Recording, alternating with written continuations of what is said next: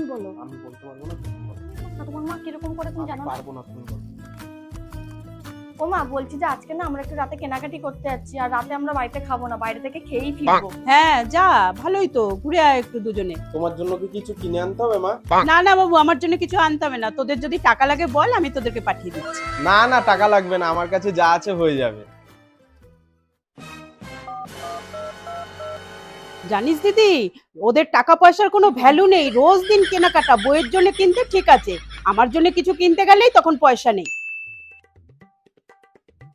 দাও মা, প্লেটটা আমি রেখে আসছি। না না, আমি রেখে আসছি, দে। দাও না, আমি রেখে আসছি। আরে আমি তো হাত ধুতে যাবোই, রেখে আসছি আমি। আচ্ছা। দিদি, কপালে সুখ নেই রে, নিজে খাবো, নিজের থালাটা নিজেকেই মাজতে হবে। এই বয়সে আর কত কি যে দেখবো, আর ভালো লাগে না আমার। ও মা, আমরা পিৎজা অর্ডার করছি, তুমি কি খাবে?